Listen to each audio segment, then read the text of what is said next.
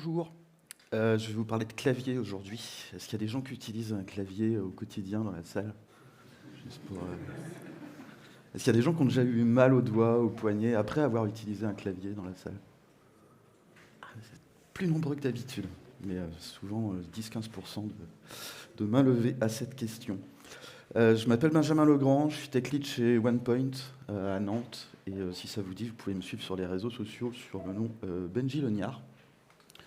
D'habitude, je fais une petite origin story. Là, je vais passer très vite. Je me suis cassé le bras à un moment. Voilà, je ne pouvais plus utiliser mon bras droit. Quand on utilise sa souris pour passer du clavier, de son clavier à sa souris tout le temps, bah, c'est un peu embêtant. J'aime beaucoup cette citation qui dit qu'être valide, c'est temporaire. On vieillit tous, on meurt tous, on se fait tous mal aux articulations. Donc voilà, moi j'utilise que mon clavier parce que je pouvais pas reprendre ma souris. Et puis je trouvais ça pas satisfaisant. Je vois passer ce truc-là sur les réseaux sociaux, les gens qui sont hyper. Il y a une grosse hype autour de ce clavier-là. Les Twitchers, les streamers, tout ça. Et puis je regarde et ça coûte un bras, ça coûte 350 $, un truc comme ça. Donc vu que je suis un peu radin, je me suis dit, je vais chercher les alternatives, je vais regarder ce qu'il y a d'autre, et c'est ce que je vais vous raconter aujourd'hui. Je vais vous parler de c'était quoi ce type de clavier là, c'est un split. Puis déjà, c'est quoi un clavier? Pourquoi c'est intéressant pour le développement, les développeurs, les développeuses que nous sommes, de programmer son clavier? Et puis un petit retour d'expérience de mes propres constructions de clavier. Allons-y dans le terrier du lapin.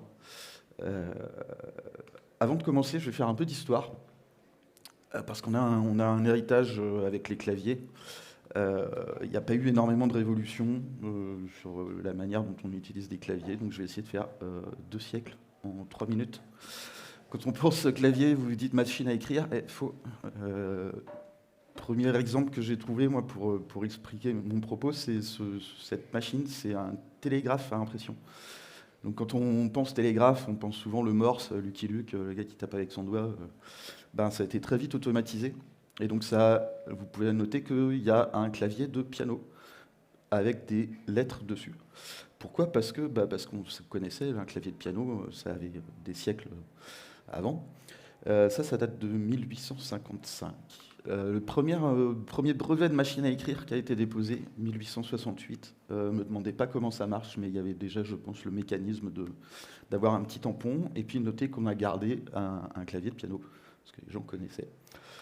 Quand on pense machine à écrire, évidemment, c'est plutôt ça qu'on a en tête. De cette période, on a gardé la disposition de chaque rangée de touches, parce qu'il fallait que la rangée du dessous passe entre les bras, entre deux touches du dessus, pour que le bras puisse aller taper mécaniquement sur la feuille.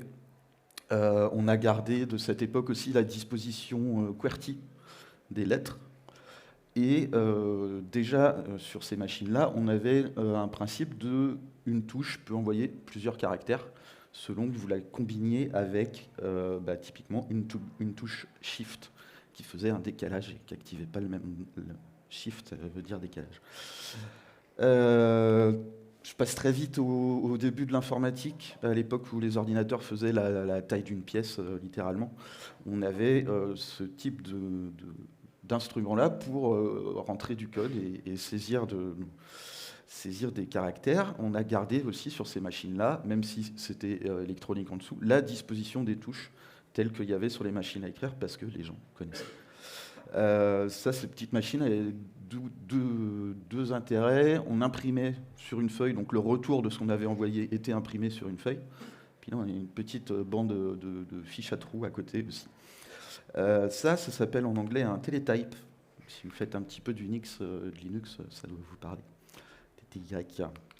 Je passe très vite le début de l'informatique, la micro-informatique, ce qu'on a appelé. Les ordinateurs sont assez réduits en taille pour rentrer dans les foyers, dans les entreprises partout. C'est l'époque de l'Apple II, des débuts, tout ça. Celui-là, je l'ai mis, il est notable parce que c'est le premier clavier qui avait les touches fléchées sur les lettres HJKL. Et c'est resté dans pas mal de logiciels d'aujourd'hui encore.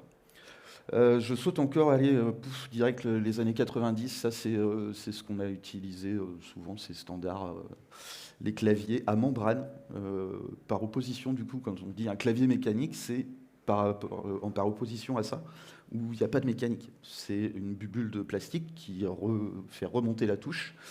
Et voilà, donc ça c'est très bien pour les fabricants, les industriels fabriqués à la chaîne en Chine. Par contre, à l'utilisation, bah, vous cassez une touche ou vous renversez du café dessus, c'est fini. C'est pas très réparable, quoi. Tout à la poubelle. Je saute encore un peu. On a vu être marketé à destination des gamers, ce genre de clavier, où là on appelle ça vraiment le clavier mécanique, avec des LED de partout, ça clignote, ça fait de la couleur, c'est bien. Voilà pour un petit historique. Quand on veut construire son clavier, il y a plusieurs tailles de clavier qu'on peut choisir, plusieurs layouts, on va dire, qui ont beaucoup de touches. Donc si on prend un clavier de base standard, bah, ça c'est 101, 103 touches. On va l'appeler 100% parce que bah, y a tout dessus. Puis si on veut réduire un peu, bah, on peut enlever le pavé numérique. Donc ça c'est un 80%.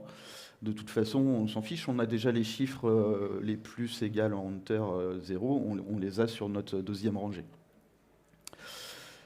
Si on veut réduire encore, on peut enlever notre barre de touches fonction. Ça ne nous servent à rien les touches fonctions par F2, F5, bon, bref. Et pour accéder à ces touches fonctions, on va rajouter une petite touche FN qui, combinée avec notre rangée de nombres, va faire qu'on va retrouver la fonctionnalité des touches fonctions. Et puis, on peut encore enlever des rangées, en fait. Chiffre, ça ne sert plus à rien. Là, on va rajouter une touche pour réactiver une couche. Et on peut les couper en deux parties.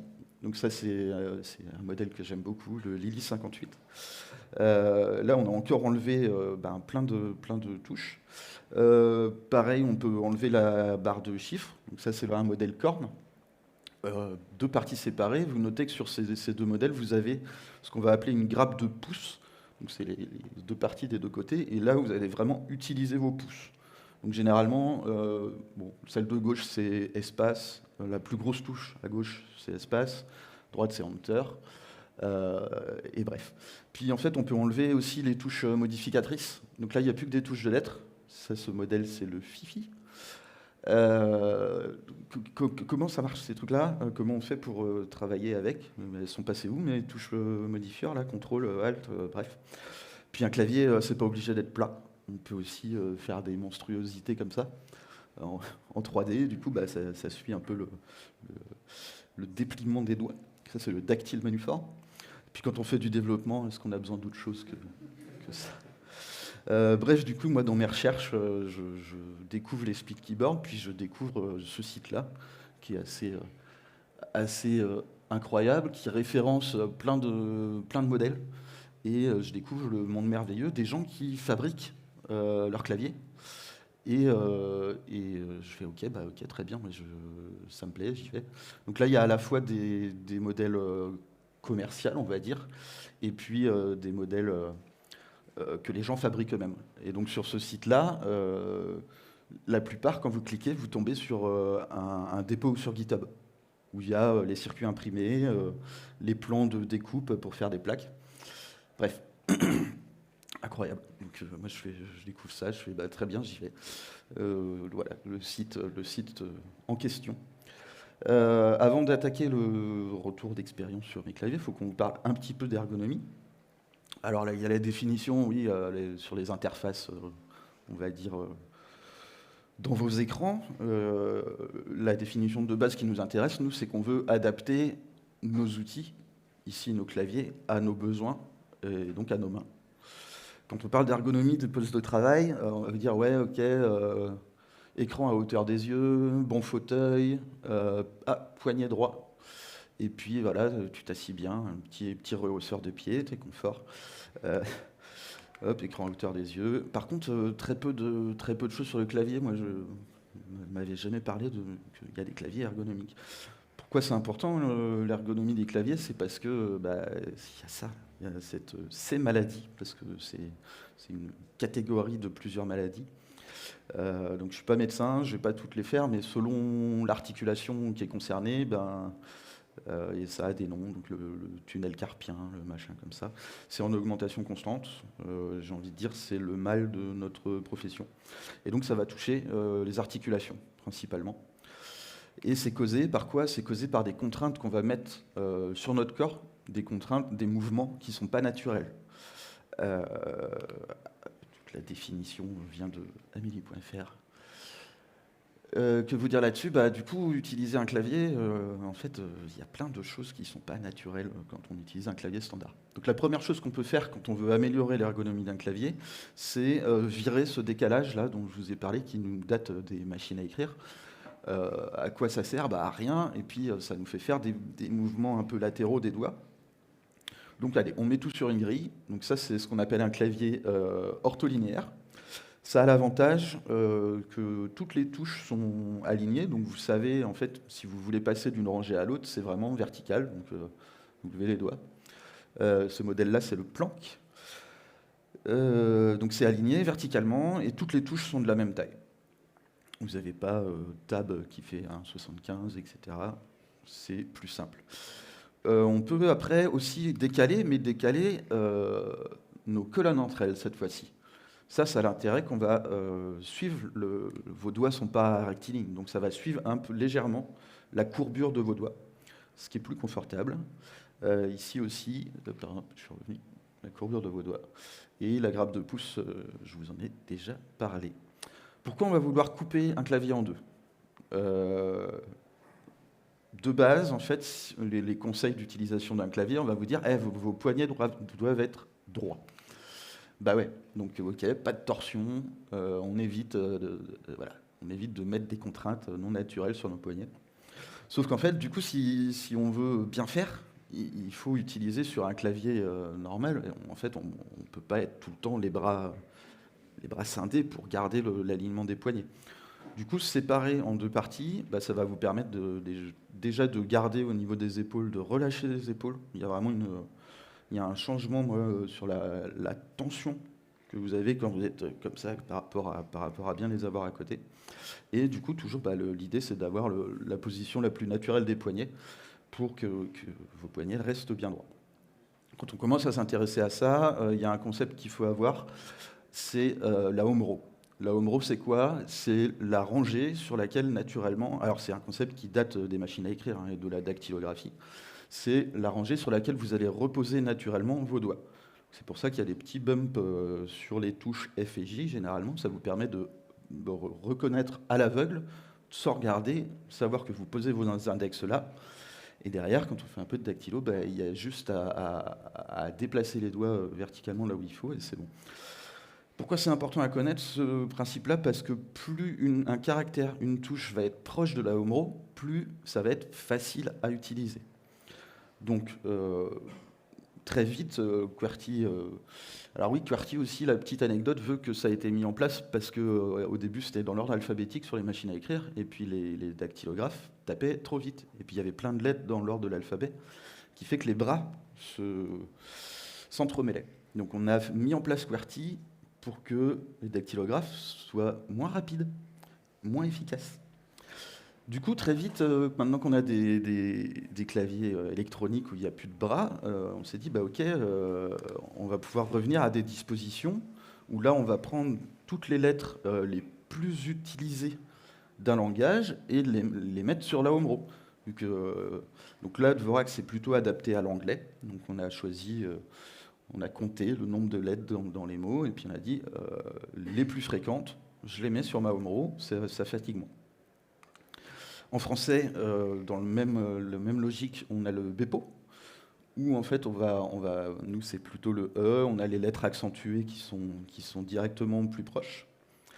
C'est très compliqué de changer de disposition. Moi, je ne vous recommande pas, mais c'est à connaître. Je vais en parler un petit peu.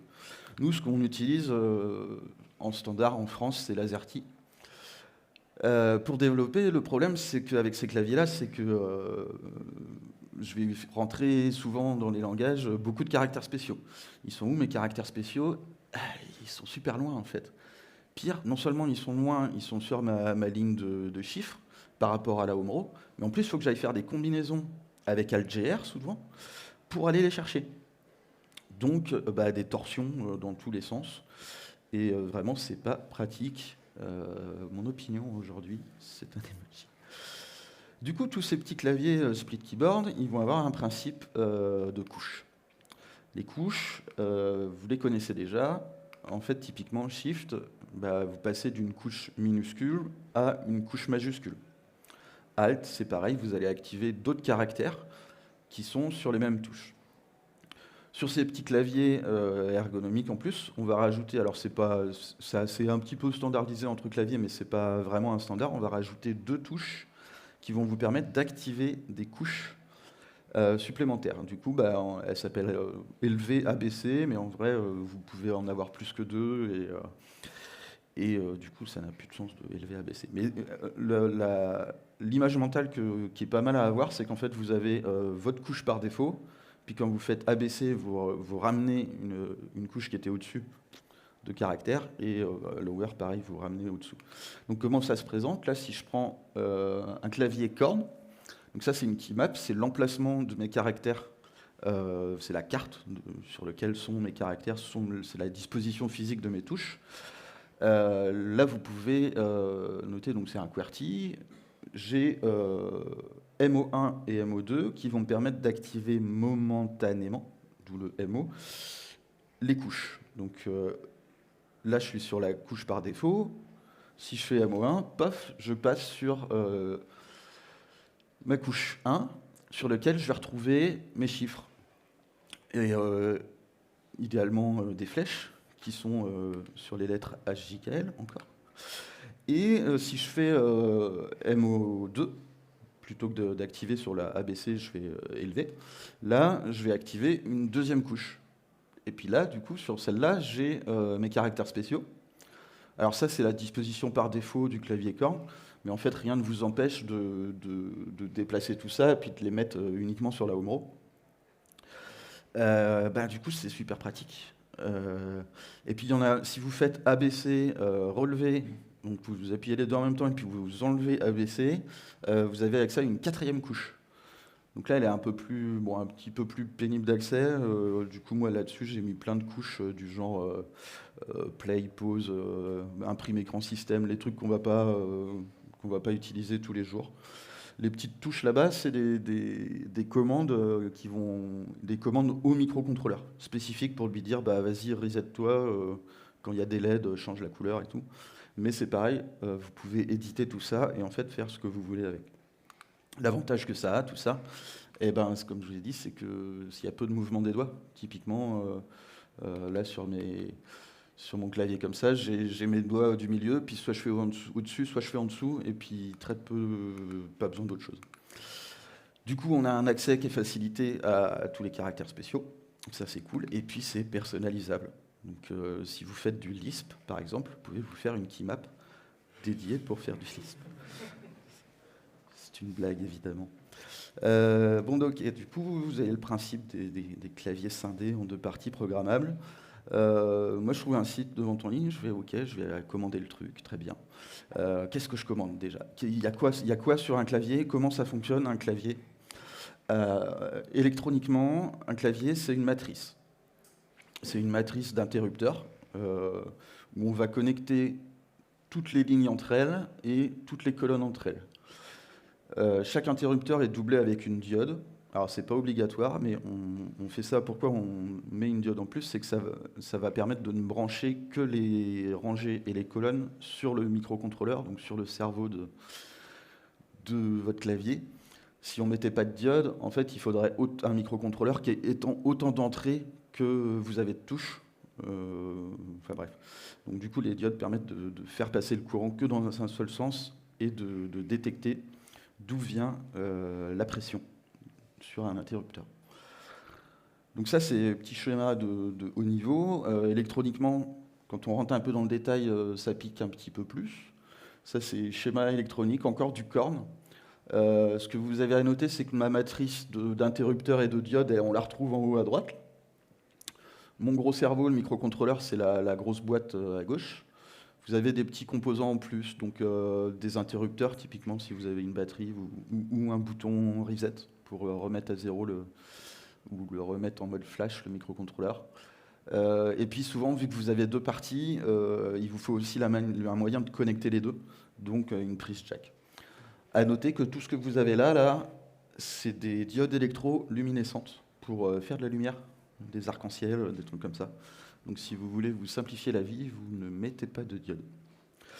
Donc moi j'achète un truc en kit, un clavier en kit. De quoi c'est composé? Ça va être composé de switch, les interrupteurs qui sont au-dessus. Il y a une plaque du dessus qui est en acrylique où vous pouvez faire de l'aluminium ou tout ce que vous voulez. Il va y avoir des espaceurs entre une plaque du dessus, une plaque du dessous. Et puis surtout, au milieu, un PCB, le circuit imprimé. C'est là-dessus que vous allez mettre tous vos composants électroniques et les interrupteurs. Circuit imprimé, celui-là, c'est encore celui du Korn, que j'aime beaucoup. Je vous l'ai mis, il est notable parce qu'en fait, vous avez qu'un seul circuit imprimé qui fait à la fois la partie gauche et la partie droite. Donc c'est assez bien pensé. Enfin, c'est encore un truc de taré, mais bon, il y a d'autres claviers qui se sont pas embêtés à faire ça, mais ça, ça a l'intérêt que c'est très peu coûteux. Du coup, vous faites un circuit imprimé qui est plus petit. Que vous dire là-dessus? Du coup, vu qu'il est réversible, vous notez que l'endroit où on met les microcontrôleurs, tout est symétrique pour que ça puisse être mis de l'autre côté. Ça, c'est une capture d'écran de KiCad, qui est un logiciel de conception de circuits imprimés qui est open source. Et comme je vous ai dit, tous les claviers sont sur GitHub. Il y a les circuits. Si vous voulez aller modifier ou faire votre propre modèle ou changer des espacements ou des trucs, bon, c'est pas super simple d'accès comme logiciel, mais c'est faisable. Donc moi, je commande mon truc, je reçois un kit comme ça, voilà, deux parties de circuits imprimés, mais des petits interrupteurs, les jacks, les microcontrôleurs, toute une ribambelle de diodes qui passent dans un seul sens, pour que le courant passe dans un seul sens. Et ce qui ressemble à une bobine de fil, c'est des diodes électroluminescentes pour faire de la lumière. Et puis là-dessus, la pièce maîtresse la plus importante, c'est le microcontrôleur, c'est le cerveau de votre clavier. C'est lui qui va être connecté à votre PC et qui va recevoir les impulsions électriques et convertir, et puis savoir en fait comment les convertir et comment les envoyer à votre ordinateur. Donc ça, c'est un Elite Pi. Il y en a plusieurs, des Pro Micro, des NAI, des spécifiques pour faire du Bluetooth. Donc ça coûte pas très cher, mais c'est la pièce la plus importante. C'est elle que vous allez programmer. Par-dessus, il y a plein de modèles où vous pouvez aussi rajouter un petit écran OLED.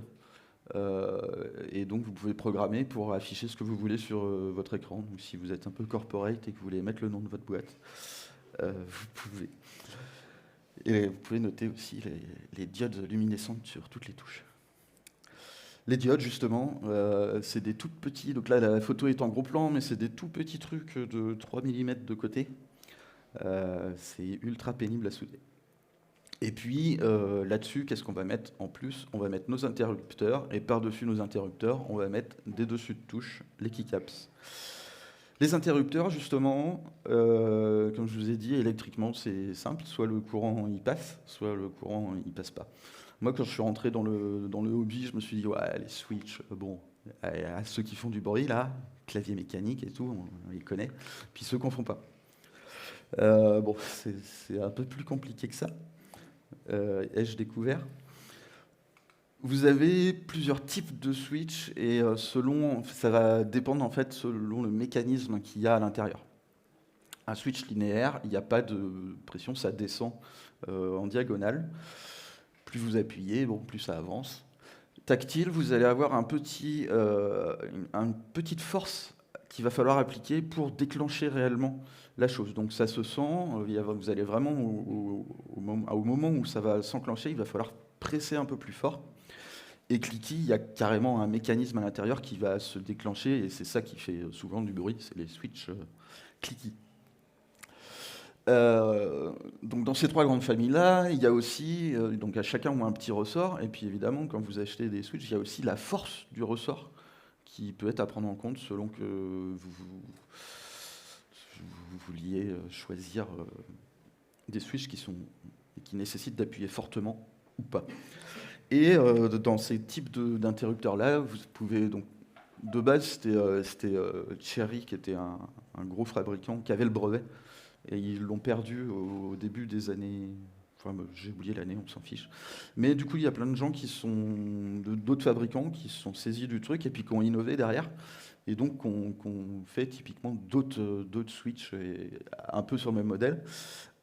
Mais il n'y a pas que ces switches à gauche là. Donc, c'est les high profile qu'on appelle maintenant parce qu'en face, il y a des low profile qui sont plus fins, plus petits. Et ça va influer sur les dessus de touche qu'il va falloir choisir pour mettre par-dessus. Il y a aussi des différences de connecteurs entre les switches. Donc à gauche, c'est des MX encore, et à droite, c'est des low profile avec choc. Donc pareil, il faut faire attention au dessus de touche qu'on achète, sinon ça colle pas. Les dessus de touche, c'est le front de votre bac, on va dire. C'est ça sur lequel vous appuyez. C'est ça qui a les décorations, qui est tout joli. Ce qu'il y a à savoir sur les dessus de touche, c'est qu'il y a différents profils. Souvent c'est incurvé, donc vous avez R1, de R1 à R4, c'est les rangées. Et puis verticalement, vous avez différents profils. Donc à noter que sur un profil SA ou EM, en fait, la rangée 1 va être incurvée dans un sens, et puis la rangée 4 tout en bas va être incurvée dans l'autre sens. Ce qui n'est pas super pratique quand on veut échanger des touches de place, par exemple, tester différents layouts ou passer un clavier de QWERTY en AZERTY, du coup, vous avez des rangées qui sont plus bonnes. Donc, si vous voulez vous faire des ortholinéaires, vraiment, c'est DSA, XDA, c'est les mieux. Parce que toutes les rangées sont à peu près de la même inclinaison, quoi, de la même taille. C'est pas nouveau, c'est différents types de profils. Donc là, vous aviez plein de fabricants et historiques. Ça s'est jamais très standardisé, enfin un petit peu, mais bref, selon les claviers, vous n'avez pas la même inclinaison. Donc là, on la voit un peu mieux. C'est pour ça que j'ai mis cette image-là. Et puis sur les dessus de touche, il y a aussi différentes tailles. Donc quand vous achetez des sets de dessus de touche, typiquement, moi sur les claviers ortholinéaires où tout est à 1 unité, il y en a plein qui ne me servent pas. Et il faut faire attention à ce que vous ayez bien quand même des touches. Typiquement sur le corne, c'est les 1,5 U, les grosses là, et voilà. Et donc faire attention aux tailles des fois. Sur les dessus de touche, il y a aussi différents plastiques. Je ne suis pas chimiste, je vais passer très vite, mais typiquement l'ABS c'est le plastique un peu qui jaunit un peu, voilà. Et le PBT c'est censé être mieux, qui est un peu plus texturé, on va dire. Donc moi c'est bon, j'ai reçu mon truc. Voilà mon premier build, j'étais trop fier du truc. Niveau budget, ça m'a coûté entre 215 €, sans les frais de port. Enfin si, avec les frais de port, mais sans les dessus de touche, donc il faut compter à peu près 250 balles. Et puis surtout, du temps. Moi je savais pas trop dans quoi je me lançais, donc je l'ai fait en stream. Ça a mis 2 streams de 2-3 heures, donc grosso modo, alors j'ai pas fait que ça, mais grosso modo, il faut compter, selon le modèle, entre 4-5 heures de soudure et d'assemblage. La soudure, justement, parlons-en. Moi, j'ai eu la chance de faire de l'électronique dans ma jeunesse au lycée, donc j'avais toujours un vieux fer à souder.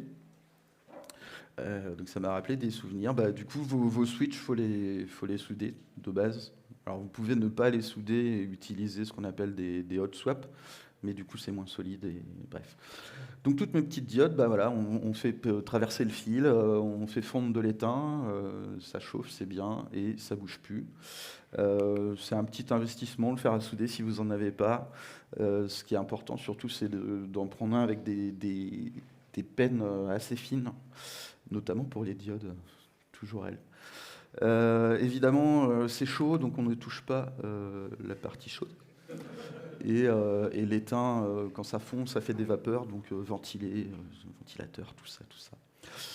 Et donc, selon le composant, mes petites diodes qui font passer le courant, c'est très bien. C'est composant traversant. Là, vous avez vraiment un fil qui va traverser le circuit imprimé. Et puis il y en a d'autres où là, en fait, c'est juste posé sur le circuit. Et où là, il faut mettre un peu d'étain, et puis il faut chauffer, mais pas trop. Et puis en fait, ça marche pas, et c'est très compliqué. Je m'y suis repris plein de fois. Et puis évidemment, c'est les diodes qui font de la lumière. Encore elles. Alors en vrai, il y a d'autres techniques aujourd'hui que pour faire de la soudure, notamment de la soudure à air chaud, où vous mettez juste de la pâte, passez un coup de fer, et puis ça marche mieux. Donc pareil, moi j'ai suivi bêtement un peu les conseils de vas-y, position des pattes. J'ai vu dans le guide, vas-y, il faut les plier pour que ça sorte pas. Faut penser à relever les pattes, sinon ça fait des gros pâtés. Et c'est pas beau. Donc voilà, l'assemblage s'est bien passé. Quelques moments plus tard, j'en ai presque fini. Donc là, typiquement, vous pouvez voir les dessus de touches où je me suis un peu craqué, à savoir qu'elles ont un profil. Et du coup, celle-là, je me suis retrouvé à les mettre dans l'autre sens, parce que du coup, avec les pouces, et puis qu'elles ne sont pas dans la bonne inclinaison, c'était un peu pénible. Je dis presque fini, parce que maintenant qu'on a assemblé tout ça, on va pouvoir programmer son clavier. Comment on programme son clavier? Eh ben, on installe un logiciel dans le microcontrôleur. Le logiciel, c'est le firmware. Il y en a plusieurs. Moi, je vais vous parler de QMK, surtout qui est très répandu, donc, qui a un bon historique et puis qui peut faire plein de trucs. Il y en a d'autres. ZMK est un peu plus récent et un peu plus orienté, tout ce qui est Bluetooth, sans fil. VIA, qui a une petite interface un peu plus sympa, mais qui est basée sur QMK derrière. Bref, donc je vais vous parler surtout de QMK. Comment ça va marcher? C'est un logiciel open source. Vous faites un clone du dépôt sur GitHub. Et alors c'est surtout du C et du Python au niveau des langages, mais vous allez juste, en utilisateur, utilisatrice lambda de ce firmware, tout ce que vous allez faire, c'est renseigner votre keymap. La keymap, comment que ça fonctionne? Vous allez sur le configurateur de QMK, typiquement, et c'est du drag and drop. Donc si je retrouve ma souris, je peux aller prendre des touches et puis les intervertir. Donc typiquement, moi j'ai eu la flemme de me mettre à QWERTY, donc souvent je fais ça. Et puis comme ça, j'ai la mémoire musculaire de l'AZERTY qui reste. Hop, enfin, bref. Et donc c'est du drag and drop de base, et vous avez en dessous, je ne sais pas si ça se voit trop, mais vous avez plein de touches à disposition, et typiquement vous pouvez changer les couches ici, et du coup aller mettre tous les caractères que vous voulez vers le haut. À noter que vous avez tout un onglet Quantum, là, où en fait vous allez retrouver plein de fonctions. Et je vais vous parler des fonctions juste après. Mais ce que vous allez faire avec cette interface-là, vous allez vous générer un keymap.json avec les gros boutons verts, là. Et donc c'est un fichier JSON, c'est un tableau dans lequel il y a d'autres tableaux. Et donc chaque tableau est une couche de votre clavier. Et vous mettez dans des chaînes de caractères le keycode, donc le code de la touche, qui commence par casser généralement, mais pas uniquement. Donc les keycodes, c'est des constantes en C. Et je vous ai mis quelques exemples, mais il y en a en gros pour toutes les touches possibles. Et même alors QMK est assez rigolo, c'est que si vous voulez faire des claviers MIDI, vous avez aussi des keycodes pour chaque touche d'un octave et bref.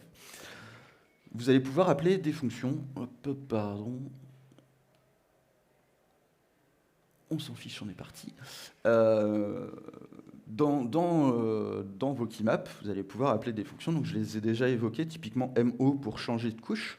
Et là, vous allez passer l'index de la couche que vous voulez activer momentanément. Vous pouvez aussi activer une couche, pas définitivement, jusqu'à ce que vous la désactiviez.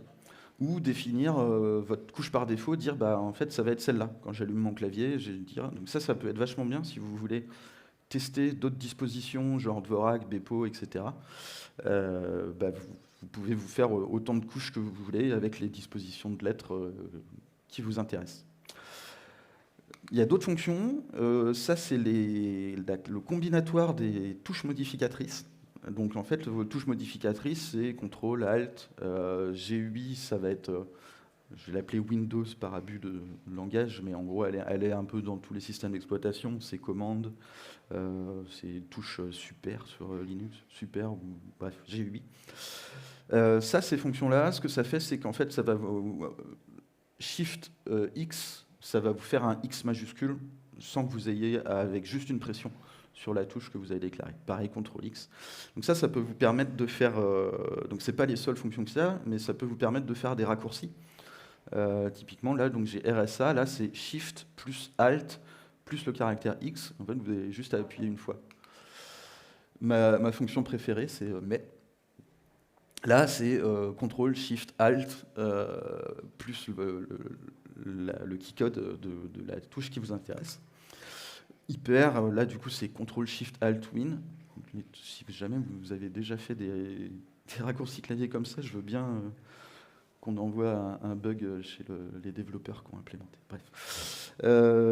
Et le truc intéressant derrière, donc ça, si vous voulez faire des petits claviers aussi à part qui vont juste activer des raccourcis d'une certaine application, bah, c'est pas mal. Et ce qui va être intéressant surtout, c'est qu'on peut faire les touches modificatrices, on va pouvoir les activer au tap. Alors, en fait, c'est plutôt l'inverse, c'est la lettre ici X que vous passez en paramètre. Si vous tapez sur la touche, ça va faire la lettre. Si vous restez appuyé, ça va faire la touche modificatrice.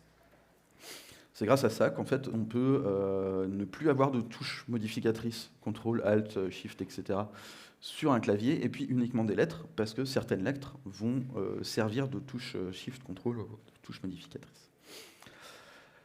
Bref, du coup, alors ça c'était quand j'ai fait le premier jet de la conférence, je voulais en tester plein. Du coup, j'ai construit ça, le Lily 58, le premier que j'avais fait. Il est vachement bien pour débuter dans les split keyboards et dans la programmation, parce qu'il y a 4 rangées, donc on peut encore faire des choses sans faire des combinaisons avancées. Donc toujours encore, c'est sur GitHub, tout ça. Le Korn, que j'aime beaucoup, que j'ai construit aussi à côté. Et puis le dernier qui, du coup, me sert d'exemple pour expliquer toutes les touches fonctions. Là, vous avez plus d'habitude, sur le Korn, vous avez des touches modificatrices. Là, il n'y en a plus. Le clavier a 34 touches, du coup. Ici, si je fais la touche de point-virgule, si je tape dessus, c'est point-virgule, et puis je peux faire un Shift. Et vous notez que j'ai Shift, CTRL, Alt, et c'est répété dans l'autre sens. Ce qui fait que vous pouvez aller faire, si je veux faire un CTRL X, typiquement, je vais faire CTRL et puis X de l'autre main. Ou, à noter aussi sur ce modèle-là, donc vous avez les touches modificatrices, et il y a tellement peu d'espace disponible qu'en fait, il y a 1, 2, 3, 4, 5, 6, 7 couches supplémentaires à la couche de base par défaut, donc c'est un clavier à 8 couches. Et du coup, les touches de lettres peuvent aussi, sur le même principe, si vous tapez, vous avez L, et puis si vous restez appuyé, vous activez une couche par-dessus. Là, c'est un autre délire. Ça, c'est le prochain que je veux construire. C'est un autre délire. J'ai eu pas mal de problèmes, surtout à l'utilisation, donc à apprendre à utiliser les choses. Le CCDI en français, ça n'existe pas en QWERTY. Et donc, ma solution, c'était d'utiliser ce layout au niveau du système de l'OS, Linux, Windows ou pas, c'est de dire, utilise ce layout-là avec touches mortes. Les touches mortes, typiquement, l'accent circonflexe. Vous mettez d'abord une touche accent, le caractère accentué que vous voulez, et ça vous fait accent. Seul inconvénient, c'est qu'il faut vous mettre un right alt avec ce layout, parce que typiquement tout ce qui est CCD, OE et plein d'autres caractères, il vous faut un right alt. Pour passer d'AZERTY en QWERTY, il faut configurer vos os, donc il faut dire à votre système d'exploitation, ok, j'ai l'un ou l'autre. Ce qui a été compliqué, ça a été de changer les habitudes. Compliqué quand on a l'habitude en fait d'utiliser tout le temps le même clavier. Moi, la première semaine, il fallait tout ce qui est sur la partie gauche, j'essayais de la taper avec la main droite et inversement, et ça passait pas. Il suffit de répéter, on apprend, on y va, et c'est de plus en plus facile. Moi, ce que je me suis rendu compte surtout, c'est que je ne savais pas taper sur un clavier. Donc ça, c'est des trucs, quand on a des cours de dactylographie, moi j'en ai jamais eu, ça a été supprimé en France. Il y en avait à une époque. Et en fait, à utiliser ces petits claviers ergonomiques, je me suis dit, en fait, je fais de la merde. Parce que je ne savais pas les utiliser. Donc je me suis remis avec des cours en ligne, touch typing, à vraiment dire, ok, mon doigt, chaque doigt a certaines touches, et puis je ne fais pas des mouvements dans tous les sens. Bref. Petit conseil, mon petit taille pour s'entraîner, c'est vachement bien, ça vous met des listes de mots dans tous les sens, et surtout vous avez une progression. Ça c'est la semaine où je m'y suis mis, je suis à 13 mots par minute, ce qui est lamentable. Bref, dernier conseil pour finir, faites-vous des cheat sheets, ça c'est vachement bien. Ça a double avantage, c'est que vu que la feuille sur laquelle j'avais mes différentes couches, elle est sur le clavier. Sur l'ancien clavier droit, je ne l'utilisais pas, donc obligé d'utiliser les splits. Il y a plein de ressources en ligne, vu que c'est un domaine de niche, c'est sur Reddit. Voilà, Ergomec Keyboard est assez incroyable, il y a plein de gens qui construisent réellement de A à Z, qui font de l'impression 3D de keycaps et tout. Et puis KBD News, c'est une newsletter où pareil, ça agrège plein de choses, c'est super. Des boutiques en ligne, je ne suis pas sponsorisé, mais il y en a plein. Spoiler, moi je suis passé par Split KB, qui est un gars aux Pays-Bas. Et du coup, frais de port réduit. Faites attention si vous achetez des batteries, il y a des frais de douane. Googlez votre ami, vous cherchez Split Keyboard et il y a des boutiques.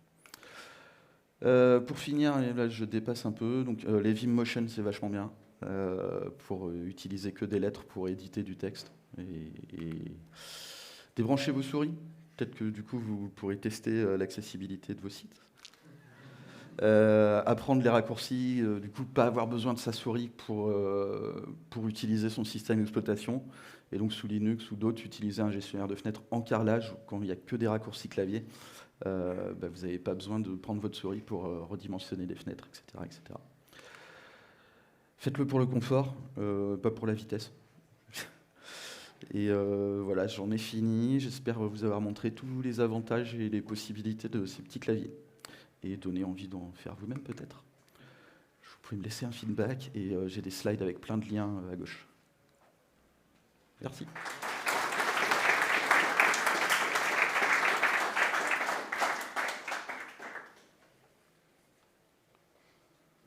Je suis pas sûr d'avoir de temps pour les questions. J'ai des petits modèles si vous voulez les voir en sortant là.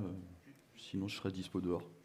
À l'usage, tu as réussi à retrouver une vitesse de frappe normale ou t'es quand même Ouais. lent comme... Non. Ouais, je suis même plus efficace maintenant, mais parce que j'ai réappris, j'ai refait de la dactylo, quoi.